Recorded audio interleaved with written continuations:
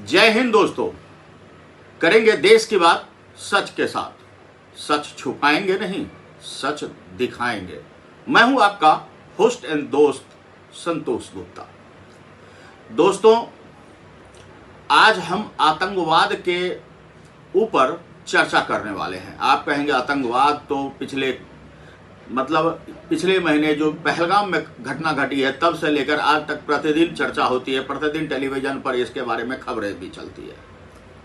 Operation सिंदूर भी आया और देश ने सैनिकों के शौर्य को भी देखा।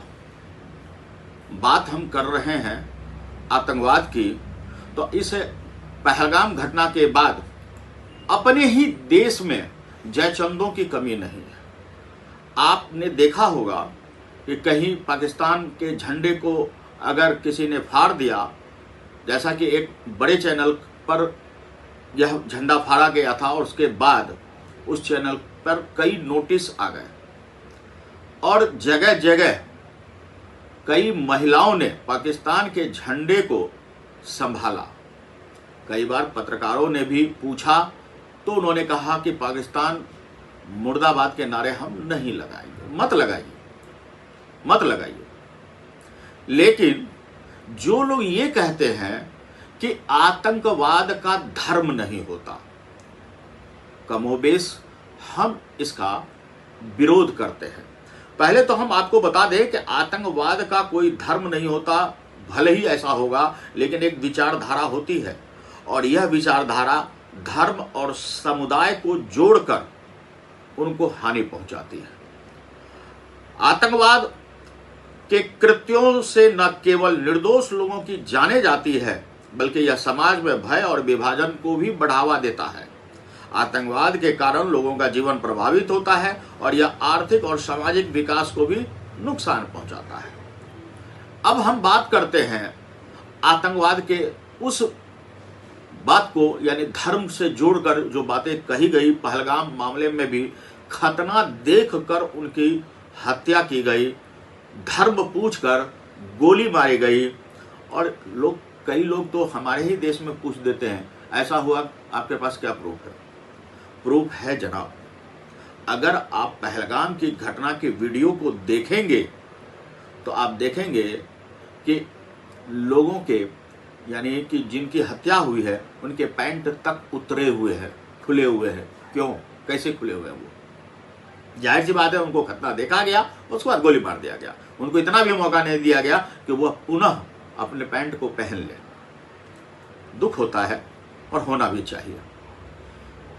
अब हम बात करते हैं कि आतंकवाद का अगर धर्म नहीं होता तो हिंदू धार्मिक संगठन चाहे जो कुछ कहे, हम एक कॉमन सा सवाल रख रहे हैं आपके सामने कि जितने भी धार्मिक स्थल है, जैसे वैष्णो देवी मंदिर या अमरनाथ गुफा की बात करें या कैलाश मानसरोवर की यात्रा की बात करें, विभिन्न जगह की हम बात कर रहे हैं, वहां सैनिकों की ड्यूटी क्यों लगाई गई?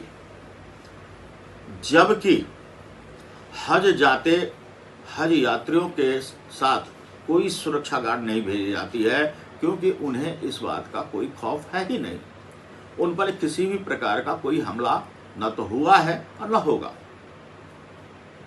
फिर हिंदू धार्मिक संगठनों जो ये चीखते हैं धर्म को लेकर, तो कहीं ना कहीं उसकी बात सच साबित होती दिखती है। क्योंकि अभी मैं ताजा आंकड़ा दे रहा हूं, जो जुलाई महीने में अमरनाथ यात्रा आरंभ होने वाली है और ये अमरनाथ यात्रा में ज्यादातर यात्री पहलगाम होकर ही जाते हैं। वही पहलगाम जहां बैसरण घाटी में हत्या का एक ऐसा क्रूर नंगा नाच हुआ, जिसको लेकर पाकिस्तान के साथ एक तरह से जंग भी छिड़ गई।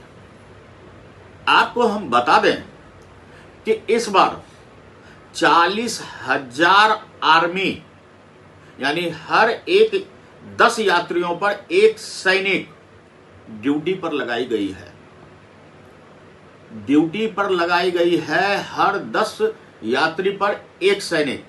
और यह पहली बार ऐसा नहीं हुआ है, इससे पहले भी पहलगाम यात्रियों पर हमले हुए हैं और तब भी आर्मी सैनिक वहां मिलिट्री की पहरादारी होती ही थी। लेकिन इस बार जो हमारे पास आंकड़ा है वह 40,000 सैनिकों की है। अब सोचिए कि एक धर्म स्थल पर जो लगभग 1 महीने तक यह यात्रा चलती है, इसको सफलतापूर्वक खत्म करने के लिए और आतंकवादियों से बचाने के लिए 40,000 सैनिक लगाए गए हैं। और यह सैनिक इसलिए लगाए गए हैं कि आप पहलगाम में जो घटना घटी है वो आपको अच्छी तरह पता है। और इससे पहले भी अमरनाथ यात्रा में रास्ते में आतंकवादियों ने भरपूर कोशिश की है और कई हमले हो चुके हैं। तो जो कि पहले भी हमले हो चुके हैं और इस बार तो पहले से ही 26 लोगों की जाने गई है पहलगाम में, और पाकिस्तान का पानी रोकने के बाद वहाँ के आतंकवादी हाफिज मसूद जैसे लोगों की नज़र भारत में कोहराम मचाने की है।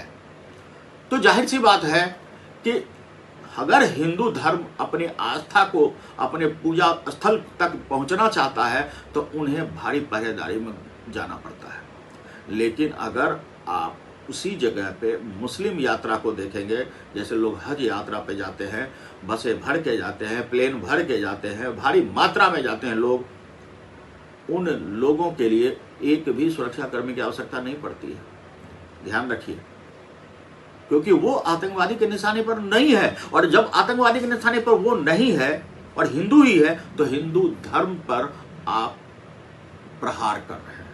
और ये समझना होगा कि आतंकवाद का हिंदू धर्म से भले ही आतंकवाद का कोई धर्म ना हो, लेकिन हिंदू धर्म से उन्हें बैर है और वो उसे खत्म करना चाहते हैं। कई वीडियो हमने देखा है, आप भी वायरल वीडियो देखे होंगे, वायरल वीडियो की कोई हम पुष्टि नहीं करते हैं, लेकिन कई वीडियो में कहा गया है कि हिंदू जो है काफिर है और उन्हें मारना हमारे कुरान में भी लिखा गया है। पता नहीं कुरान में ऐसे अल्फाज लिखे हुए हैं या नहीं, मुझे नहीं पता है, इसलिए मैं इस पर कोई टीका टिप्पणी नहीं कर रहा हूँ। लेकिन उन वीडियोज को देखकर एक पल ऐसा जरूर लगता है कि क्या ज्ञान देने वाला धर्म, कोई भी धर्म हो, चाहे वह हिंदू धर्म हो, मुस्लिम धर्म हो, ईसाई धर्म हो, सिख धर्म हो, किसी भी ग्रंथ में यह नहीं लिखा जाता है कि निर्दोषों की हत्या कर दो। ऐसा तो कम से कम जहाँ तक हिंदू धर्म की बात है, सिख धर्म की बात है, ईसा धर्म की बात है, उनमें ऐसा वर्णित नहीं है। कुरान मैंने नहीं पढ़ा है इसलिए हम नहीं कह सकते, लेकिन कुछ वीडियोज देखने के अनुसार मैं ये बातें आज यहाँ रखा हूं। फिर एक बार ये कहना चाहूंगा कि अगर आतंकवाद का धर्म नहीं है और आतंकवाद का धर्म से कोई लेना देना नहीं है तो हिंदू धार्मिक संगठनों, हिंदू धार्मिक स्थलों, हिंदू धार्मिक यात्राओं पर प्रहार क्यों होती है,